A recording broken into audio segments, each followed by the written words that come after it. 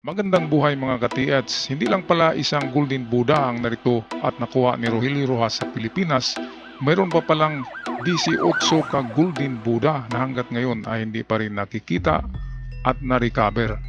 At dito sa bidyong ito handog sa atin ng ating ka-vlogger na si PMC ay makikita natin at maririnig natin kung bakit nahuli at na-embargo ang Golden Buddha kina Rogelio Rojas. Ano nga ba ang pagkakamali ng kanilang grupo? Ating tungayan dito kay PMC. Totoo ba na mayroong 18 Golden Buddha ang Yamashita Treasure na itinago sa bansang Pilipinas? Oh, Purong ginto na may lamang mga diamante, nagkakahalaga ng ilang milyong piso, ang nawala sa tahanan ng isang locksmith at naturingang treasure hunter. Natagpuan na nga ba ang mailap na kayamanan ni General Yamashita na pinaghihinalaang iniwan sa bansang Pilipinas bago matapos ang ikalawang digmaang pandaigdig? Mga baol ng ginto, pilak at tanso na walang duda magdudulot ng yaman sa sinumang makatatagpo nito. okay, nagdudulot nga ito ng yaman. Hindi lang yaman, sobrang kayamanan. Ngayon, itong nakuha nila Rogelio Rojas ay ayon sa ating nabalitaan na isa lamang ang kanilang iniahon na Golden Buddha kasi 1 ton ay napakabigat. At hindi nila pwedeng kuhain pa yung iba, pero merong mga butas ang mga kwento na ito kasi hindi sinabi na merong palang mga iba pang mga ginto at gemstones na nakalagay sa mga kahon. Kaya yun ang dapat babalikan nila Rogelio Rojas at ng grupo niya. Pero merong pagkakamali dito. Atin panoorin muli ang video. Subalit sa karanasan ng isang lalaki, ang pinagnanaisang kayamanan ng mga Hapon sa isang iglap ay nawala na parang bula. Ang tanong,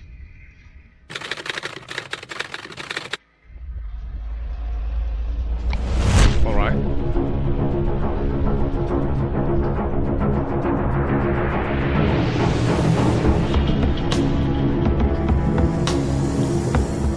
Balikan nga natin yung pahayagan Parang mga bula. ka-TH. Ito, ang tanong, ayan, violations in Buddha search warrant cited.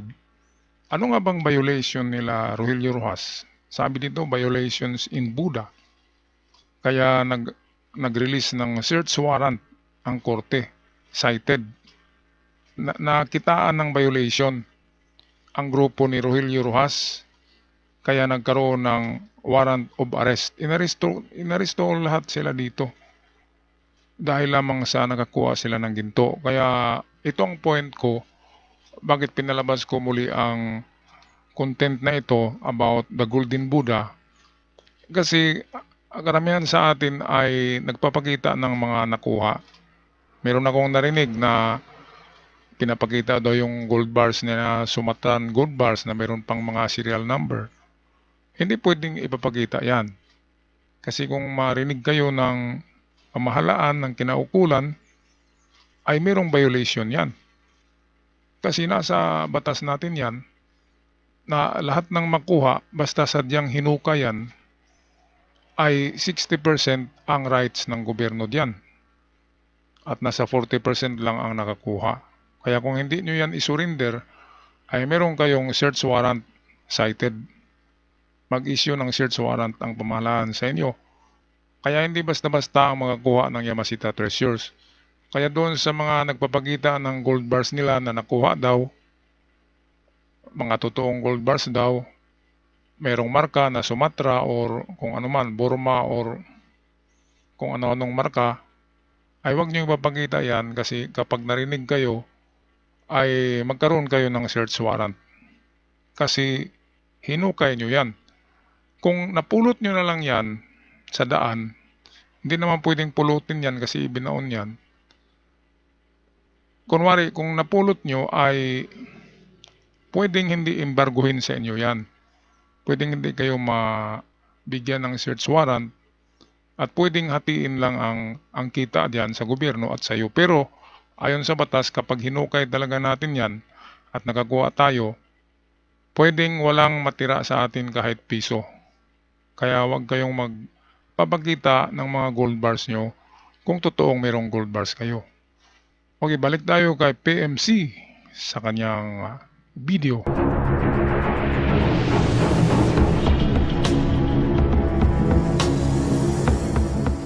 Sa pagmulat ng mga taong 1970s, ang dating sundalo na nagngangalang Rogelio Rojas, isang magbabakal at kinikilala bilang isang treasure hunter, di umano'y nagsimulang maghukay sa paligid ng Baguio General Hospital. Paglipas ng 7 buwan at walang sawang pagbubungkal, hindi makapaniwala ang dating sundalo sa nadiskubre nito mga silid sa ilalim ng lupa. Dito natagpuan ang iba't ibang materyales, mamahaling alambre, mga radyo, at iba't ibang uri ng bayoneta at mga armas, at isang labi ng tao suot ang uniforme na pangsundalong Hapon. Ang kwento dito nang makuha nila Rogelio Rojas ay meron silang gamit na metal detector at dinetect nila ang dingding ng tunnel kasi ang dingding ng tunnel ay gawa sa simento. At nang butasin nila ito ay matigas na klaseng semento. Kaya dinetect nila ng kanilang gagamitan at meron daw positive na volume of metals sa likod ng pader na yon. Kaya ang ginawa nila, nilagyan nila ng dinamita. Pinasabog nila yon, hindi yon binutas ng jackhammer lang o chisel. Pinasabog nila. At nang lumantad yung kung anong yung laman ay golden Buddha kaagad yung nakita nila sa kanilang mata. Kaya hindi na ito tinabunan ng golden Buddha, ay nandun na talaga sa chamber. Kaya nga lang ang chamber ay isang konkreto na napakatigas at hindi pwedeng butasin ng mano-mano. Okay, patuloy tayo sa video. Nahukay din ang 10 kapaang konkreto na nagsisilbing pinto sa isang kuweba. Sa loob nito ay ang nakamamanghang 3 kapaang gintong Buddha. Ang estatwa ay may bigat na 1 tonelada. Ang ulo nito ay natatanggal at may nilalabang halos 2 salop na diamante. 3 pala ito 3 kahon ng golden Buddha. Yun ang sabi ni PMC. Kaya isa lang yung inilabas nila kasi 1 tonelada ang bawat isa nito at nahirapan sila. Kaya ang ano nila dito, ang plano ay isara nila muli ang kuweba, simentuhin o pasabugin nila para matabunan muli yung mga golden Buddha. Kaya ito na yung pagkakamali nila Rogelio Rojas. Sa aking titulo ng bidyong ito, ang pagkakamali ng grupo ni Rogelio Rojas dahil sa kanilang sobrang, sabihin ko na, sobrang ganid. Bakit kasi hindi nila inilabas habang may oras pa? Ang gusto kasi nila ay itatago nila muli para babalikan sa tamang panahon. Diyan tayo magkamali.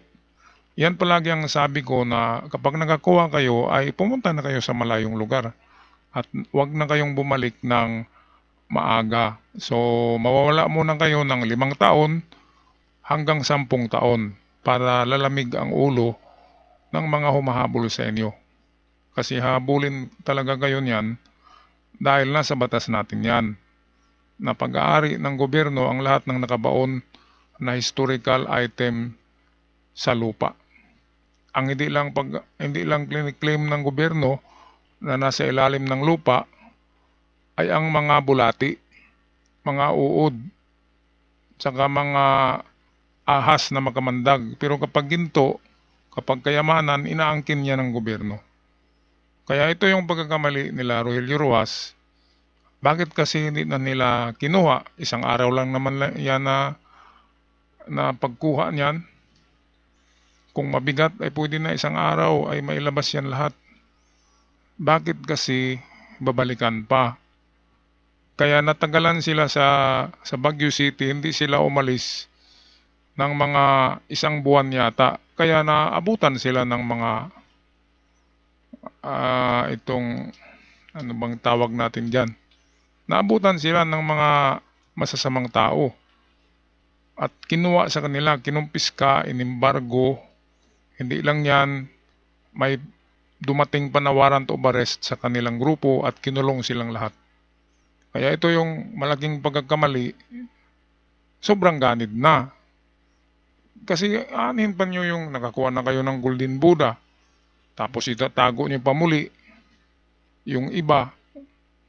Kaya dapat kumuha lang ng anong narapat sa atin. Parang pagkain ba yan?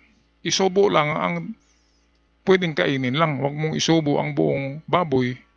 Humiwa ka lang ng konti sa litson.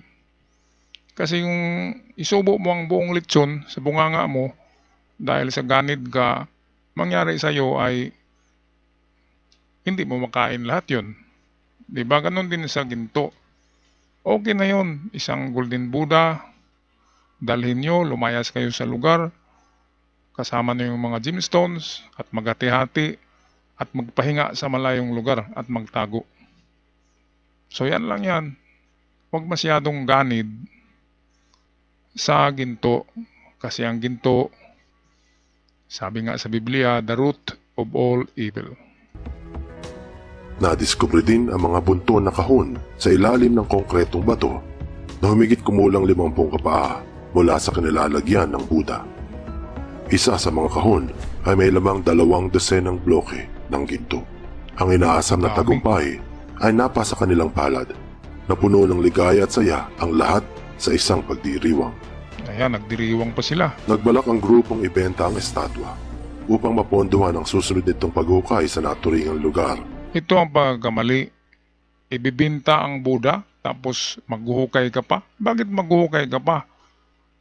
1 toneladang ginto yung Buddha, may diamonds pa. Bakit maghuhukay ka pa?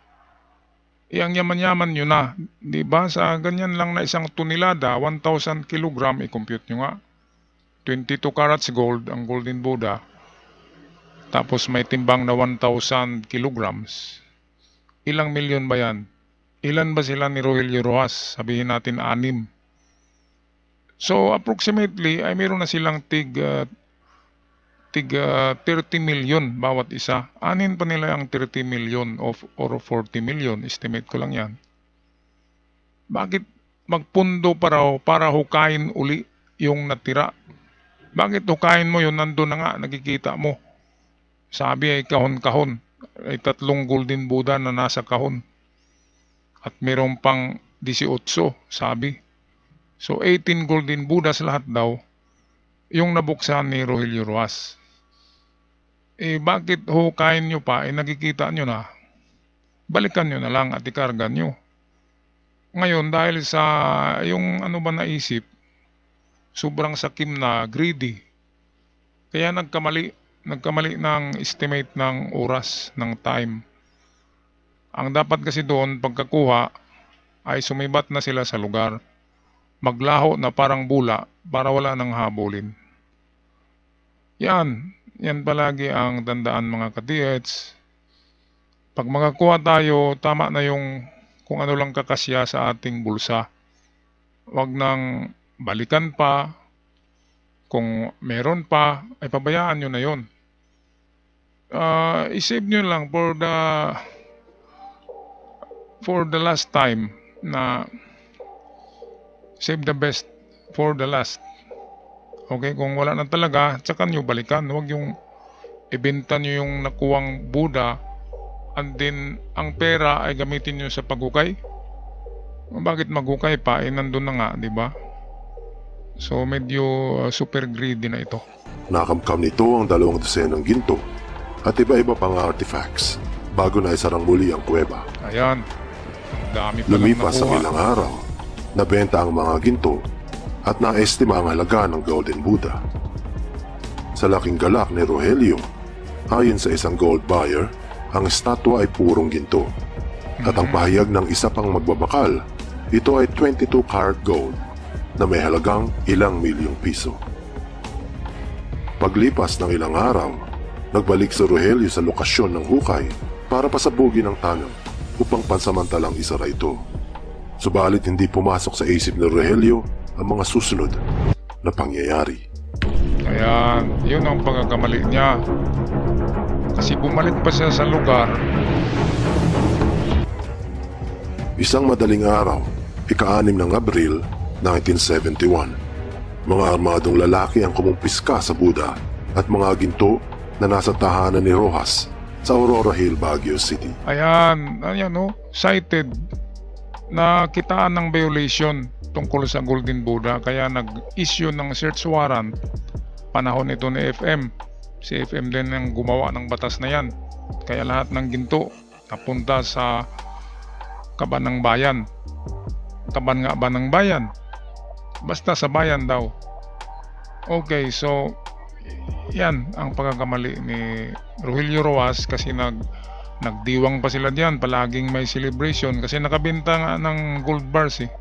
Hindi lang pala Golden Buddha, mayroon pang mga gemstones bininta nila, kaya palaging party.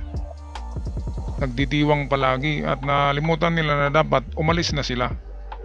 Ngayon dahil sa itong sobrang greedy sa ginto, ay naghanap ng buyer ng Golden Buddha, at ang sabi ay para igastos sa patuloy na paghanap pa ng ibang Golden Buddha at mga gold bars na naroon sa chamber na yun. Kaya ito ang pagkakamali na nasilip ko. Kayo mga katiats, ano ang masabi nyo sa pagkakamali ni Rogelio Rojas? Bakit hindi niya na-enjoy ang Golden Buddha at ang iba pang mga ginto kasama ang kanyang mga katiats na mga matalik na kaibigan? At ako'y magpaalam na. Maraming salamat sa inyong pagsubaybay at pag-subscribe sa ating channel.